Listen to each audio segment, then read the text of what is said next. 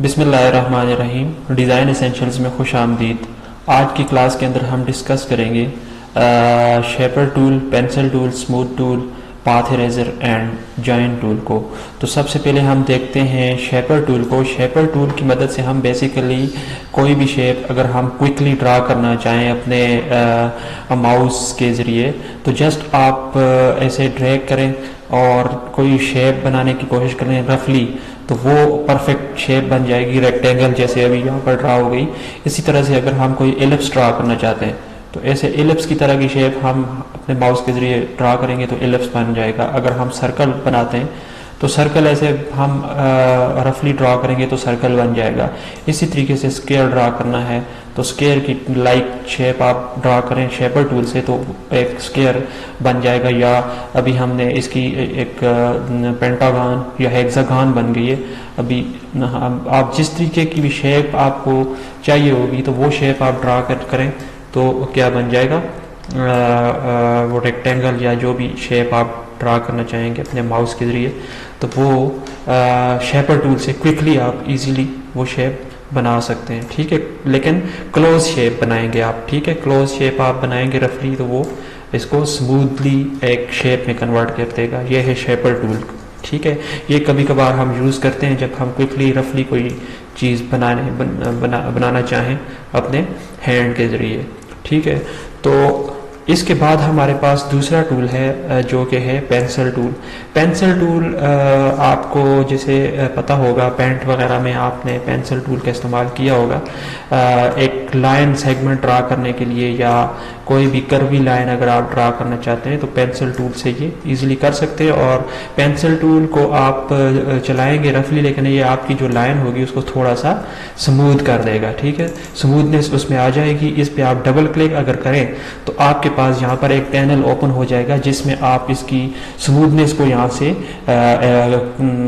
Control कर सकते हैं। इसको एक्यूरेट एंड स्मूथ, अगर आपने एक्यूरेट लाइन बगैर स्मूथनेस के ड्रॉ करनी है तो आप इसकी इस इधर ले आए एजेस के ऊपर तो एक्यूरेट शेप ड्रा होगी। लेकिन अगर आप स्मूथनेस इसकी बढ़ाना चाहते हैं तो यहाँ पर ये सबसे ज़्यादा स्मूथ, अब आप देखें टेढ़ी मेढ़ी भी लाइन ड्रा करते हैं तो ये आपकी स्मूथनेस उसमें आ जाएगी एक किस्म की। ठीक है, अगर आप इसको की स्मूथनेस को कम रखते हैं, ठीक है, और एक्यूरेट शेप बनाना चाहते हैं तो देखें अभी बिल्कुल उस तरह की शेप बन रही है जिस तरह आपने ड्रॉ की है, यानी इसमें स्मूथनेस अभी कम है एज़ कम्पेयर टू। अगर आप स्मूथनेस देखें यहाँ पर स्मूथ इतनी नहीं है, लेकिन आप स्मूथनेस इसकी बढ़ाकर जब आप ड्रा करेंगे तो फिर आपकी लाइन जो है वो ज़्यादा स्मूथ होगी। अभी देखें इस लाइन में और इस लाइन में डिफरेंस है, ये ज़्यादा स्मूथ है और ये वाली जो है ये ज़्यादा स्मूथ नहीं है। तो ये फ़र्क है। पेंसिल टूल के ऊपर आप स्ट्रोक की प्रॉपर्टीज़ अप्लाई कर सकते हैं। इसमें फिल देखें ऑफ है और स्ट्रोक यहाँ पे आप इसके साइज़ को ज़्यादा कर सकते हैं या आप स्ट्रोक का कलर वगैरह भी चेंज कर सकते हैं। ये है पेंसिल टूल। ठीक है, इससे आप कोई पैटर्न कोई शेप वगैरह ड्रा कर सकते हैं। ठीक है, ये मैं डिलीट कर रहा हूँ। इसके बाद पेंसिल के बाद है हमारे पास स्मूथ टूल। स्मूथ टूल क्या करता है, स्मूथ करता है, यानी किसी भी लाइन को या किसी शेप को स्मूथ करता है। जैसे अगर मैं पेंसिल टूल से ये मैंने एक लाइन ड्रा की, अगर मैं इसके एजेस को यहाँ पे कॉर्नर्स को स्मूथ करना चाहता हूँ तो मैं यहाँ पर क्या करूँगा, स्मूथ टूल लूँगा और स्मूथ टूल लेकर इसके ऊपर कॉर्नर के ऊपर मैं ऐसे इसको चलाऊँगा तो ये कॉर्नर इसके स्मूथ हो जाएंगे। देखिए स्मूथनेस बढ़ रही है इसकी। तो स्मूथ टूल आपका यूज़ होता है किसी भी एज को, किसी पॉइंट को जो कि स्मूथ नहीं है, एक्यूरेट है, आप उसको स्मूथ करना चाहते हैं तो ये आपको स्मूथ करके दे देगा। ठीक है, जितना आप चाहते हैं, यानी ये अभी बिल्कुल स्मूथ हो गया। ये एक एज था लेकिन अब ये स्मूथ हो गया। अभी अगर ये एक रेक्टेंगल मैंने ड्रॉ की है, इसके कॉर्नर्स को अगर मैं स्मूथ टूल की मदद से स्मूथ करना चाहता हूँ तो देखें ऐसे मैं फेर रहा हूँ इसके ऊपर तो ये इसके कॉर्नर जो हैं ये ऐसे स्मूथ हो रहे हैं। ठीक है, इसी तरह इसको मैं स्मूथ कर सकता हूँ। यहाँ से मैं इसको थोड़ा स्मूथ, तो एजेस को स्मूथ करने के काम आता है स्मूथ टूल। ठीक है, अच्छा, इसके बाद एक हमारे पास टूल है बड़ा इंटरेस्टिंग सा। अच्छा, स्मूथ टूल के ऊपर भी आप अगर डबल क्लिक करते हैं तो ये एक्यूरेट और स्मूथनेस इसकी आप यहाँ से कंट्रोल कर सकते हैं। ठीक है, हम आ जाते हैं, इसको मैं डिलीट कर रहा हूँ सबको, कंट्रोल ए और डिलीट।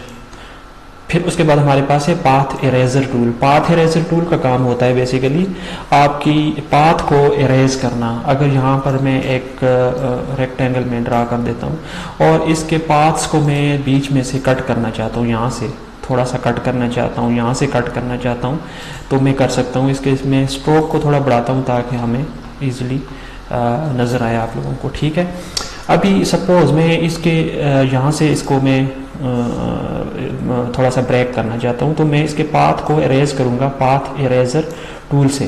पाथ इरेजर टूल लेकर मैं अगर यहाँ पर क्लिक कर देता हूँ तो सारी पाथ ही इरेज हो गई है। ठीक है, जो कंप्लीट पाथ थी।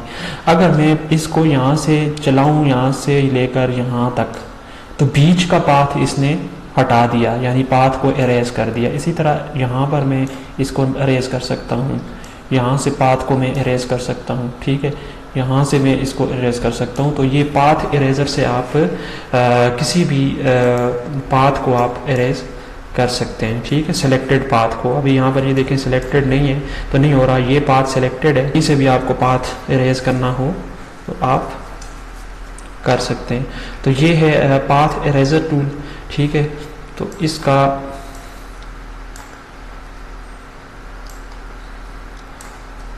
अच्छा, सपोज मैं पाथ इसकी यहाँ से इरेज करता हूँ तो ये सारी इरेज हो गई। यहाँ से मैं इसकी पाथ को इरेज करता हूँ और यहाँ से इरेज करता हूँ। अब ये देखिए कंप्लीट जो डिफरेंट शेप्स हैं हमारे पास, इसमें से मैं अब अलग अलग सेलेक्ट कर सकता हूँ किसी भी शेप को और उसको मूव कर सकता हूँ ऐसे। ठीक है, तो पाथ इरेजर का ये काम है। आपको आई होप के समझ आ चुकी होगी इसकी। इसके बाद है हमारे पास एक टूल इसी के अंदर जॉइन टूल। जॉइन टूल का काम होता है किसी भी मतलब लाइन को, किसी पाथ्स को, दो डिफरेंट पाथ्स हैं उनको जॉइन करना। लेट सपोज मैं इस लाइन टूल से ये दो लाइंस मैंने ड्रा की, एक लाइन ये और दूसरी लाइन ये। अब ये लाइन जॉइन नहीं है यहाँ से, ठीक है, लेकिन अगर मैं इनको जॉइन करना चाहूँ तो इन दोनों को मैं सेलेक्ट करके और जॉइन टूल लेकर यहाँ पर ऐसे करूँगा तो एक पाथ हमारा जॉइन हो गया। ठीक है, अब करीब जो इंटरसेक्शन के करीब जब दो पॉइंट्स होंगे, एंकर पॉइंट्स, तो ये उनको जॉइन कर देगा। ठीक है, अगर मैं इनको यहाँ से जॉइन करना चाहूँ तो ये नहीं होगा क्योंकि इनके दरमियान में डिस्टेंस ज़्यादा है। ठीक है ना, तो इस तरीके से आप जॉइन टूल का इस्तेमाल कर सकते हो। जैसे अगर सपोज मैं एक यहाँ से एक आर्क ड्रा करता हूँ, ठीक है, और एक आर्क मैंने यहाँ से ड्रा की, ठीक है, और दूसरी मैं यहाँ से ड्रा की, तो अब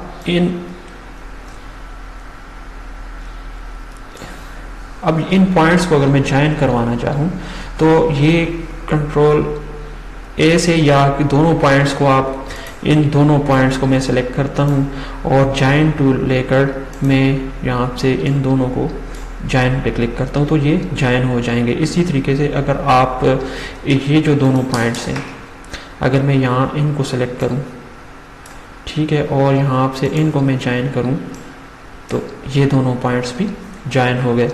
तो आप इजीली इसको भी कर सकते हैं। इसको अगर मैं सेलेक्ट करता हूँ और इस पॉइंट को इसके साथ मिलाता हूँ तो ये पॉइंट्स भी आपस में जॉइन हो गए। ठीक है, तो इस तरीके से आप कोई शेप या कोई लोगो या कोई भी आप ऐसी शेप जिसमें आप को जॉइनिंग की ज़रूरत पड़े दो पॉइंट्स को, तो आप इजीली जॉइन कर सकते हैं। ठीक है ना, तो ये है आपका जॉइन टूल।